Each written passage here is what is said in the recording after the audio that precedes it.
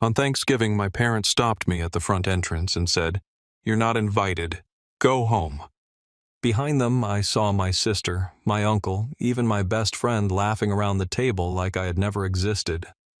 I just nodded, walked back to my car with the pecan pie still warm in my hands, and made one quick phone call. 25 minutes later, my phone blew up and the screaming started. I'm Ethan Grayson, and this is my story of betrayal, family, and what happens when the truth finally cuts through the lies. But before I share my story with you, I'd love to know you're here with me. Drop a simple hi in the comments or tell me where you're watching from. I love to see how far my story can reach. Sometimes just knowing someone is listening makes the weight lighter. Thank you. And now let me tell you everything. If this story touches you, please subscribe to the channel. Your support means more than you know. It tells me I'm not alone in this, and it helps me keep sharing the truth. I cut the engine and sat for a beat watching the line of cars glint under the afternoon sun. Audi, Volvo, Jaguar, all lined up like trophies. My chest tightened, but I told myself I had done everything right. The pecan pie sat warm on the passenger seat, baked from my grandmother's recipe. Beside it, a bottle of bourbon rare, aged a gift from a client who trusted me. My offerings of peace. I adjusted my cuffs, smoothing the navy fabric that suddenly felt too stiff on my skin. From inside the house came June Harper's voice, spilling out of the dining room speakers. A song I had heard in this house since childhood. A melody that once meant comfort, but now scraped like glass against my chest. I climbed the steps, pressed the doorbell. The chime echoed in the hall and the heavy door creaked open. Warm yellow light spilled out, reflecting off the gilt frames of family portraits that stared back at me with centuries of judgment. My father stood in the doorway, his frame filling its shoulders square. My mother hovered just behind him, pearls gleaming at her throat. I lifted the pie with both hands, forcing a steady voice. I brought the recipe grandmother taught me. Thought we could go home. My father's tone was as cold as the November air. "You're not invited." Through the narrow opening, I caught a slice of the life I had been cut out of Lauren at the head of the table, wine glass in hand. Laughter frozen on her lips as her eyes slid toward me. The chair where I had always sat stood empty for a moment before Chloe, my friend, or so I once believed, pulled it out and claimed it. A ripple of silence passed around the table as they noticed me at the door. I swallowed the sting of humiliation. My mother added, her voice smooth but sharp. "Every choice has consequences, Ethan." Her bun was pinned high, her pearls catching the chandelier's glow. She looked like a queen issuing a decree untouchable. The smell of butter melting over cornbread drifted toward me. My grip on the pie faltered, its weight slipping as if the house itself rejected it.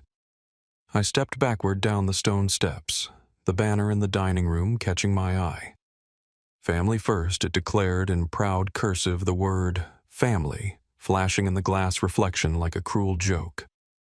I walked to my car, set the pie and bourbon on the seat beside me, fastening the belt with hands that did not tremble. The engine hummed to life. I didn't turn on the radio. In the rear-view mirror, the Briarfield mansion shrank to a stage where the curtain had just dropped. The actors laughing without me. At the first intersection, I pulled over, phone in hand. My thumb hovered over the name Daniel Brooks. My old friend now at the FSC.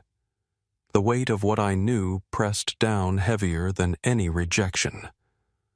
Was I ready to do something I could never take back? I typed one short message. "We need to talk about Grayson tonight." Then I pressed send, slid the phone aside, and drove on in silence, leaving their laughter behind me. 11 months earlier, I had stood at the head of the glass-walled conference room pitching a marketing campaign that had taken weeks of sleepless nights. It worked. Grayson Realty Partners had cracked the top 12 Realty firms in Georgia. I expected a nod, maybe even a rare smile. Instead, my father leaned back in his chair, unimpressed. "You just make the window dressings, son. Lauren does the real business." The words stung, but I swallowed them. I told myself results mattered more than recognition. That illusion didn't last. Preparing documents for a new client, I spotted transactions routed to a Virgin Islands company. The descriptions vague almost deliberately, so I jotted a note to ask about them. Certain there was an explanation. I emailed the finance team attaching the anomalies. By that afternoon, my access to the accounting system was temporarily suspended for maintenance. The timing was too sharp to ignore. In the break room, Chloe touched my wrist gently.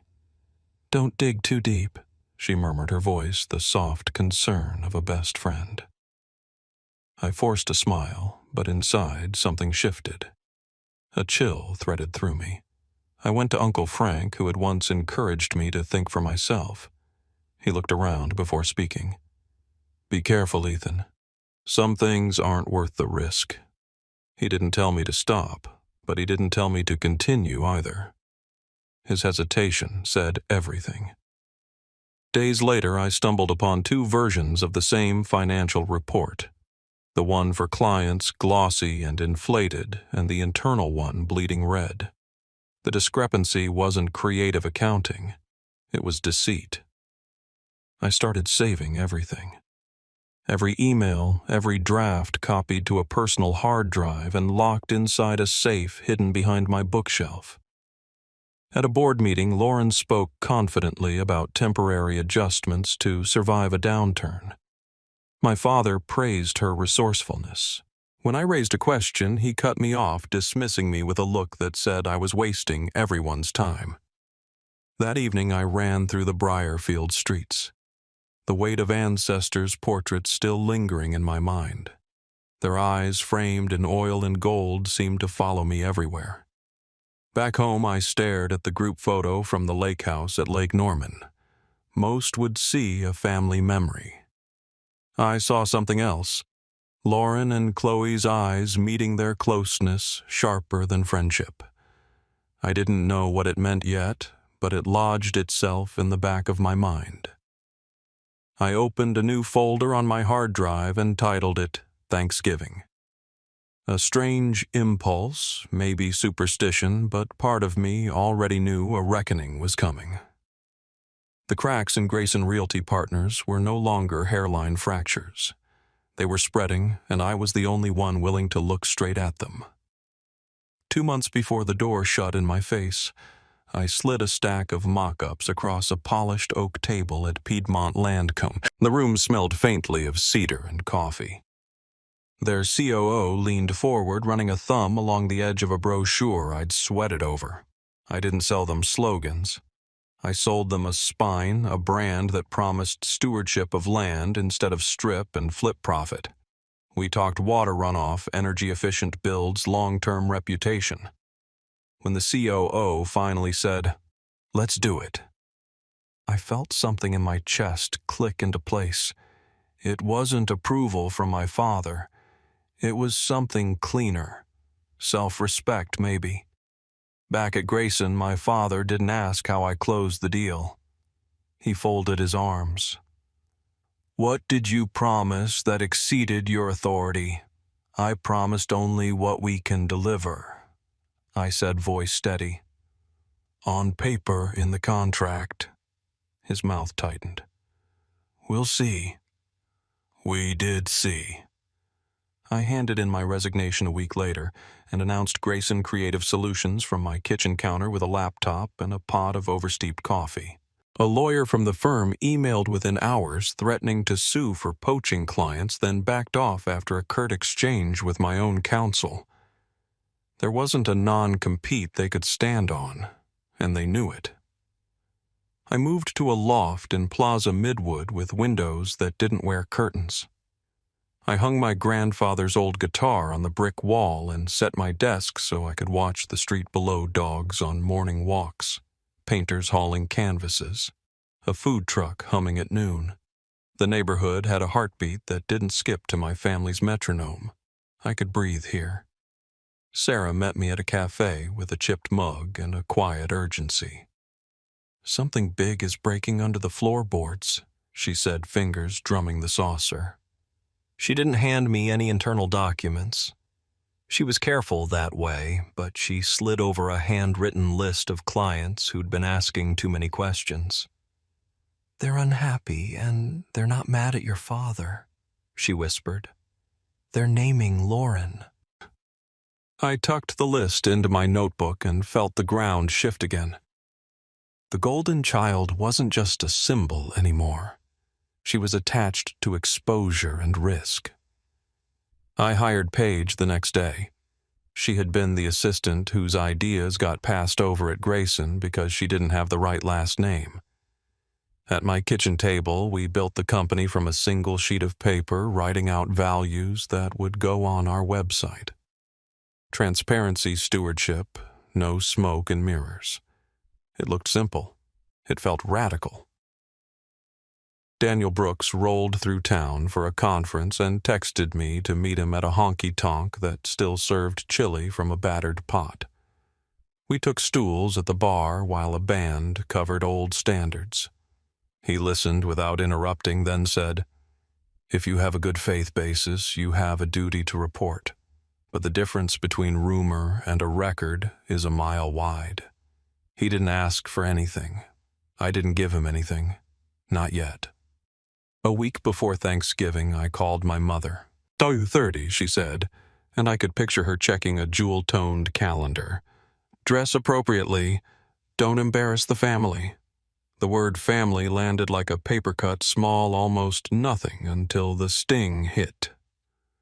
That night I baked a peon pie with the index card my grandmother had smudged decades ago. When it cooled, I wrote my name Ethan on a neat white label in black ink and pressed it to the tin. It felt like staking a claim I belonged to this tradition too, even if I practice it differently. The next afternoon, a client dropped off a bottle of bourbon to celebrate our contract. I sat it beside the pie and tried to imagine a toast that wasn't hollow.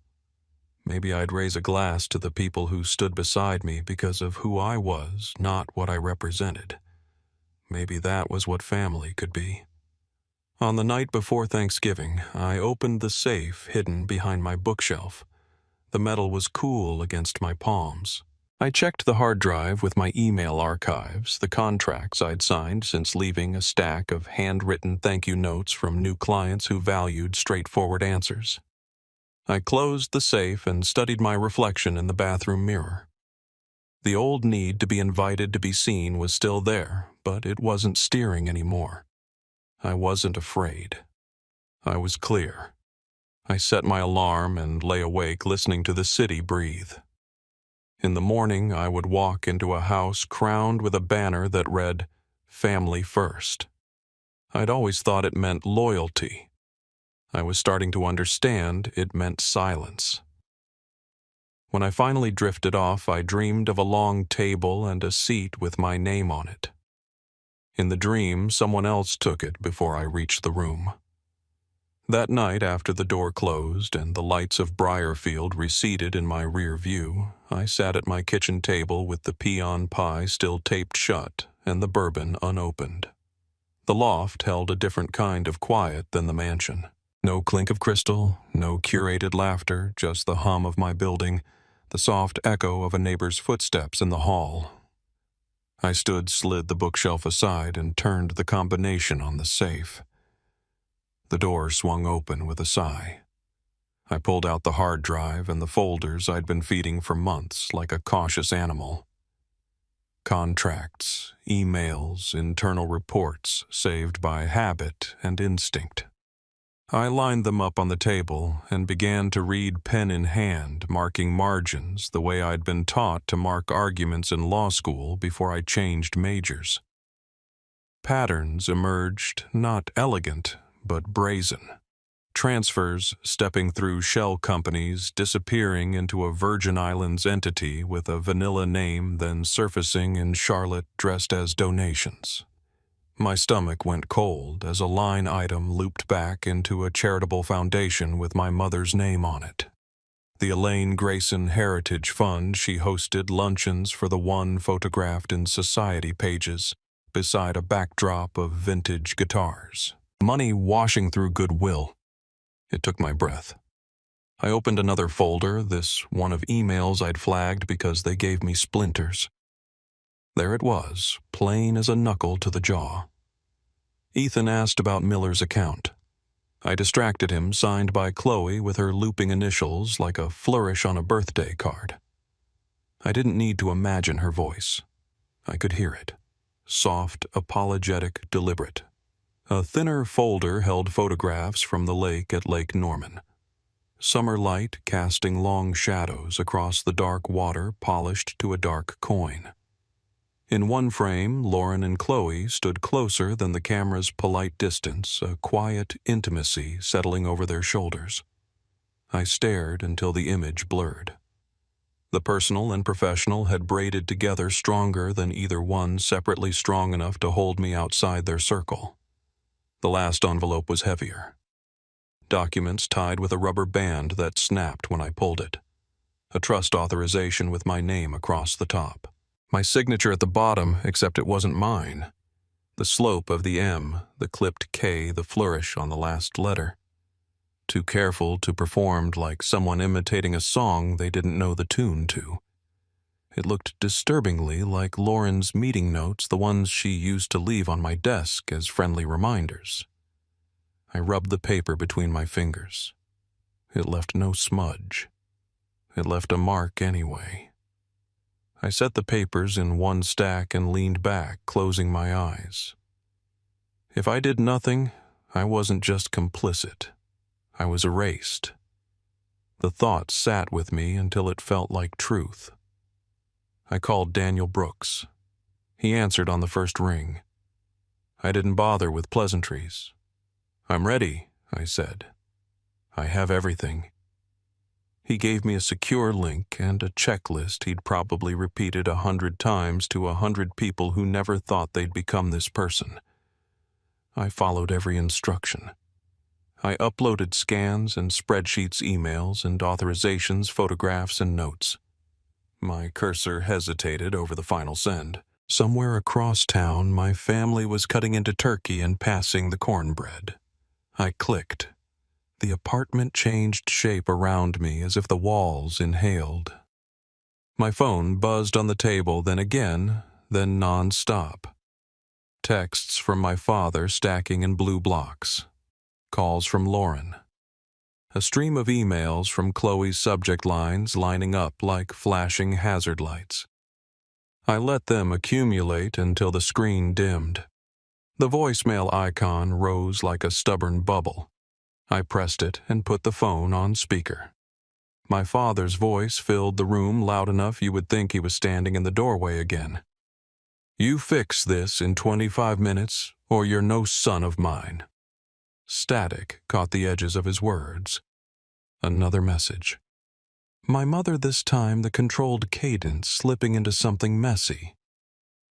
"Ethan, please think about what you're doing. Think about your father." A breath, a muted conversation in the background, and then the line cut. I didn't reply. I sat with the sound until it stopped echoing. Out the window, the streetlight threw a pale square on the floor. The pie tin gleamed where the label caught it. I poured a splash of bourbon and didn't drink it, letting the scent open like a memory I could handle without swallowing. My laptop pinged. Receipt confirmed, files intact. A short line from Daniel Brooks. "Got them. We'll handle it from here." The phone kept buzzing, then slowed, then started again like a storm finding a second wind. I left it on the table and walked to the window. Across the way, a couple washed dishes together, their laughter floating out a cracked pane. I watched the water run and thought about the banner over my parents' table. Family first. I had believed it once. Tonight the words meant something else, a motto used to bind mouths closed and sign names that weren't theirs. I slid the safe door shut and returned the bookshelf. The loft felt both heavier and lighter, like what happens after you speak a difficult truth in a room that wasn't built to hear it. I cleaned the table, stacking the remaining papers in a neat pile. The bourbon went back in its box. The pie stayed where it was, a small moon under a kitchen star. When the phone finally fell silent, I set my alarm and lay down fully dressed shoes on the rug jacket over the chair. Sleep didn't come. Instead, I listened to the elevator cables, to someone starting a shower, to a siren fading toward the interstate. Noise moved through the building, then away like weather. Somewhere near midnight, a new message landed in my inbox. Automated confirmation from a system I didn't recognize. The subject line was a case number. I stared at it until the digits burned into my vision. By morning, their voices would rise again. By morning, they'd come knocking. I pressed my palms to my eyes and breathed until I could imagine opening the door without shaking. I had crossed the line I drew for myself. There was no way back through that house, not the way I had tried to go. The pounding rattled the door, my father's voice thundering through the wood. "Open this door right now." For a second, I stayed still, breathing against the pressure that seemed to shake the loft itself. Then I walked across the floor, each step deliberate, and turned the lock. Richard stood there, shirt collar undone, his usually sculpted hair falling into his eyes. Behind him, Elaine clutched her Shaw face, pale but tight with control. Lauren's eyes were red, as if she had been crying, though her jaw was hard. Chloe kept her gaze on the ground, her shoulders hunched inward. Inside, my father barked, shoving forward. "We need to talk." I stepped back, leaving the door wide. "Then talk. But you'll do it in here at my table." They shuffled in under the glow of the single lamp. The loft felt smaller with them inside, their perfume and cologne battling the smell of bourbon I had opened earlier. My father slammed his fist on the table. "You will call the FSC and tell them this is a misunderstanding." I sat opposite, folding my hands. "No." Elaine's voice softened, almost pleading. "We can give you back your position, more authority than before. You'll have control influence. Just take this back and we'll fix everything as a family." I shook my head slowly. You don't get to buy back silence with titles. Lauren's composure cracked. She leaned across the table, her voice sharp and breaking. "When the market crashed in 2020, I adjusted the numbers. I saved the company. If it weren't for me, none of you would have anything." Her confession filled the air like smoke. I looked at her directly. "And what about my trust? What about the signature that isn't mine?" Her mouth snapped shut. My father cut in, furious. "That's a lie. Don't you dare accuse your sister of forgery." Chloe's shoulders trembled. Tears ran freely as she finally spoke. "I never meant to hurt you. I thought if I kept you out, I was protecting you. I told them things because I believed it would keep you safe." I stared at her, the girl I had once trusted with every secret. A true friend doesn't stay seated when I'm thrown out of my own family's dinner. A true friend walks out too. The knock came again, softer this time. I opened the door to find Frank, chest heaving, his tie crooked. He pushed past the other's, eyes wide. "The FSC has frozen the accounts. They're looking for someone to hold accountable. And Richard," he turned to my father, "you plan to make Ethan the scapegoat." My father's silence was louder than any denial. The truth showed in his eyes. I stood the chair, scraping against the floor. "I've made my choice. The truth is out. My attorney will handle the rest." Richard straightened, his voice low and cutting. "Then hear me now. You are no longer a Grayson. Elaine clutched his arm, tears breaking through the mask. She pulled him toward the door. Lauren followed her, face stone again. Chloe lingered, whispering, "I'm sorry," before slipping out behind them. Frank stayed. He placed a steady hand on my shoulder. "You did the right thing, even if it costs us all." The loft door clicked shut, and the silence that returned wasn't emptiness. It was resolve. 8 days later, my name was everywhere. FSC investigates Grayson Realty Partners for Ponzi fraud. The local paper ran a photograph of me leaving my lawyer's office. "Tie loose eyes," said ahead. The caption beneath read, "Whistleblower steps forward." The phone wouldn't stop. Some former clients called to thank me. Others accused me of destroying the only business they trusted. Friends who used to drop by stopped answering texts, unwilling to be associated with the mess. Among the pile of envelopes slipped under my door, one was written in my mother's hand. I opened it carefully. "You can still save us. Don't let them destroy your father. We are begging you to protect the family name." I folded it once, then again, and placed it in a drawer I did not plan to open. By evening, Lauren's strategy was in motion. A polished PR statement spread across Charlotte media, painting me as bitter, cast out, and hungry for revenge. My picture flashed on the evening news with a headline, "Disgruntled son targets his own family." An anonymous email landed in my inbox. "Be careful. They'll come for your personal life next."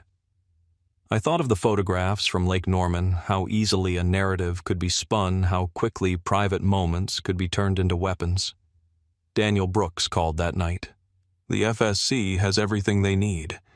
He assured me, "You've done your part. Stay firm." But his steady tone couldn't erase the shadows gathering around me.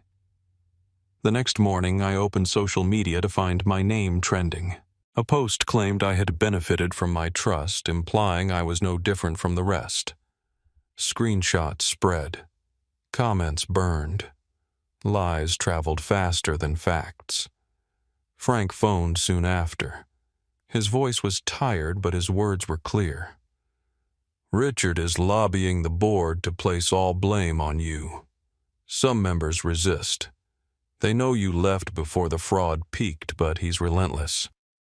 I thanked him, though my throat was tight. Later that afternoon, Sarah arrived at my office with a folder. She set it on the desk, her expression steady. A new client. They came to me asking for Grayson Creative Solutions. They said they wanted someone they could trust. I flipped through the papers, the ink, fresh signatures, bold proof that truth could still carry weight in a city used to gilded lies. That night, I sat alone with the lights low and a record spinning. Carolina blues drifted through the room, smooth and rough all at once. I let the lyrics soak into me, a reminder that I wasn't standing only for myself. I was standing for every person who had ever been told to keep quiet in the name of family. Every voice that had been smothered under the banner of family first. The world outside my window still spun with doubt, accusation, and noise.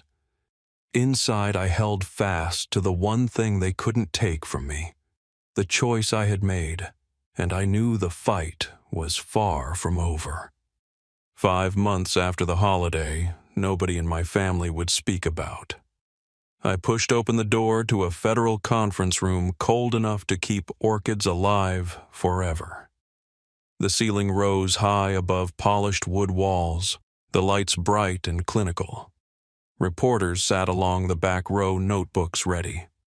A handful of clients I recognized from holiday parties and groundbrings stared at me like I was the only person who'd ever told them the weather was turning. At the far end of the table sat my father, jaw set, hands folded so tightly the knuckles were white. Lauren was to his right, perfect posture, eyes burning with a steadiness I knew she'd practiced in mirrors. The chair between them and the microphone reserved for their counsel was empty for a moment, then filled by a man with a blue tie and a briefcase that looked like it had never touched the floor. He opened with my name. He recited my title at the company, dotted every I in the story of my access. He said it calmly as if giving the time. Given his position, he concluded it is not only plausible but likely that Mr. Grayson participated in or benefited from the irregularities in question. The panel turned to me. "Did you receive any benefit from the trust established in your name?" one asked. I slid a packet across the table, clear sleeves catching the light. "This is a certified comparison." I said the words steadier than my breath.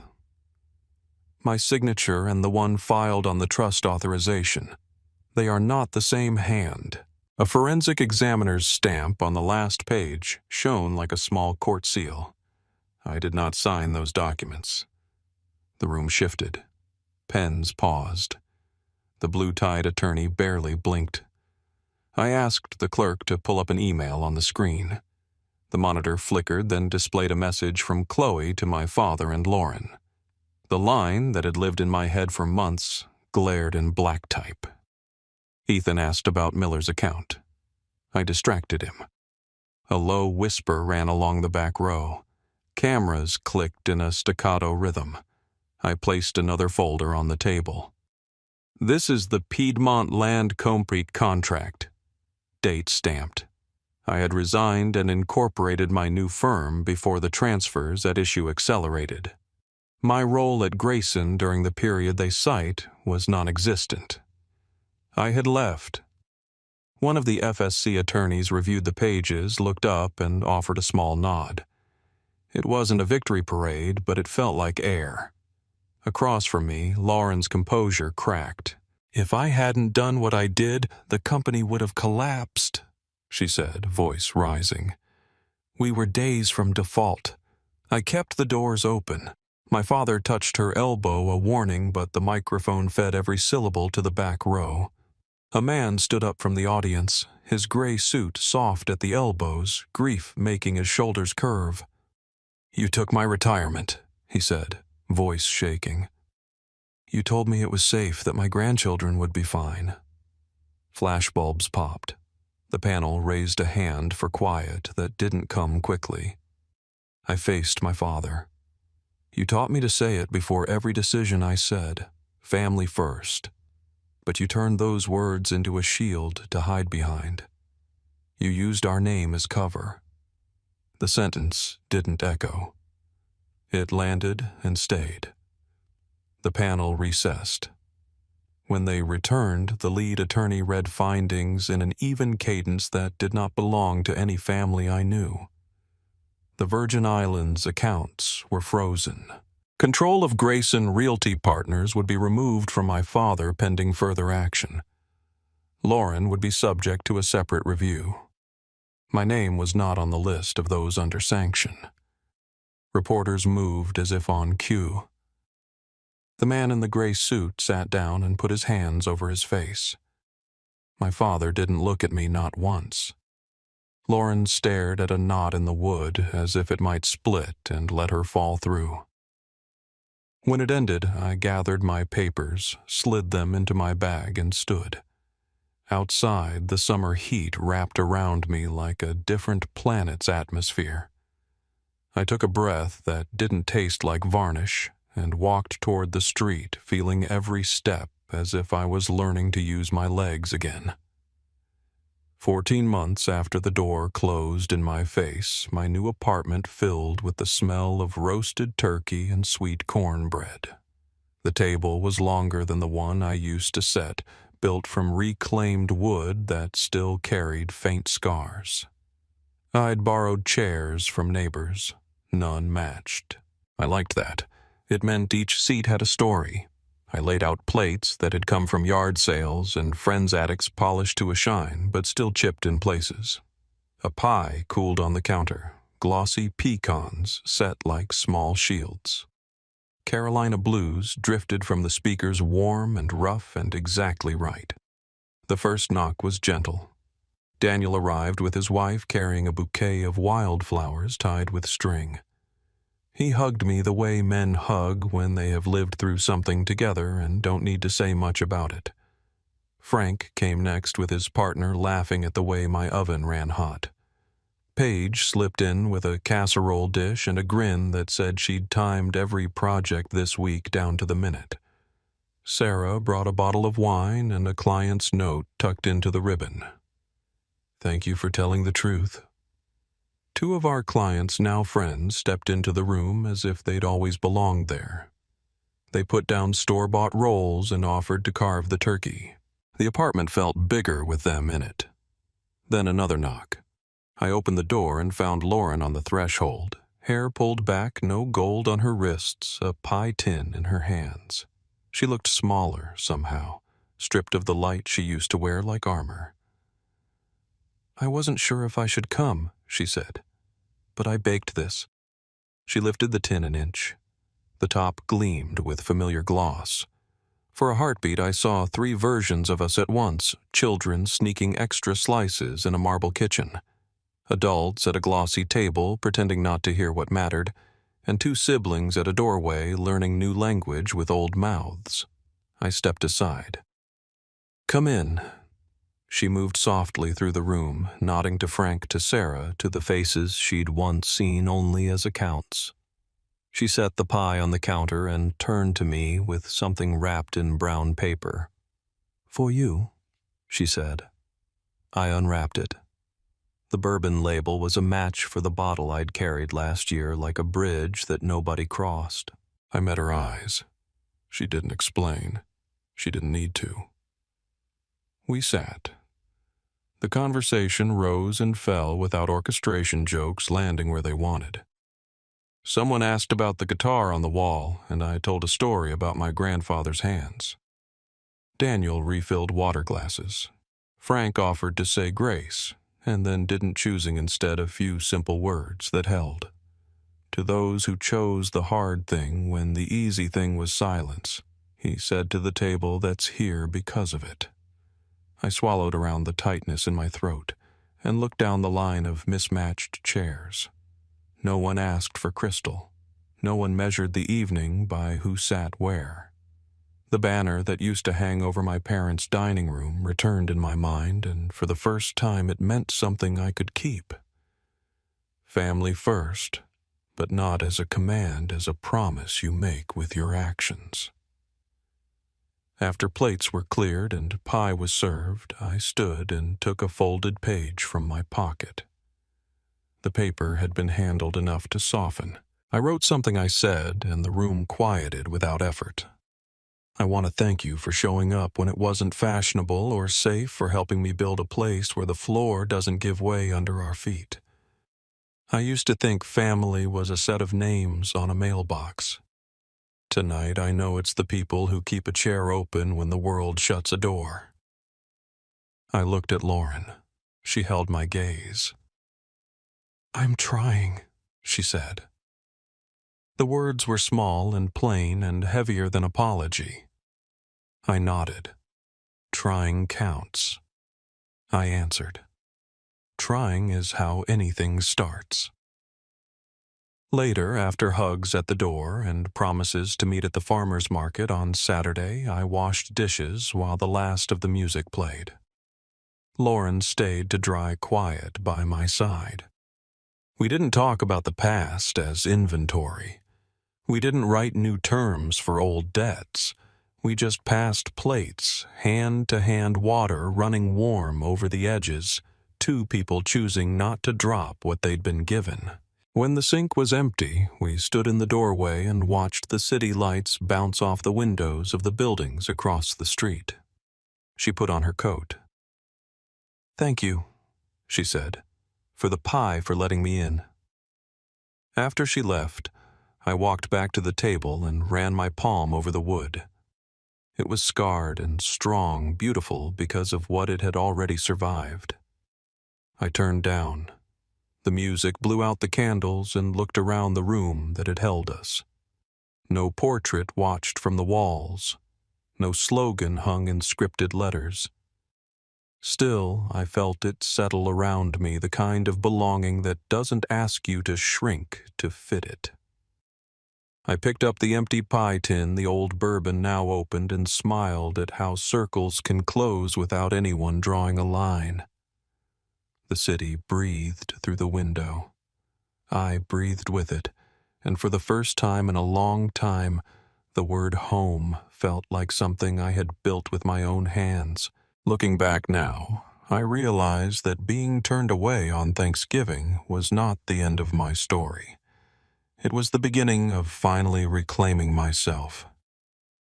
The door they closed on me forced me to open another one, built on truth, integrity, and people who chose to stand beside me because of who I am, not what I could provide. It hurt deeply to see my own family laugh while I stood outside. But sometimes it takes losing what you thought was unshakable to discover what truly matters. Family isn't always the people who share your last name. Sometimes it's the ones who show up when the storm hits and refuse to leave your side. That's what I've learned, and that's what keeps me moving forward. If my story resonates with you, I'd love for you to subscribe to this channel.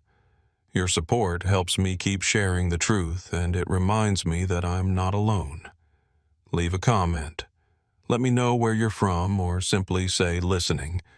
Every message means more than you can imagine. Thank you for being here with me, and thank you for hearing my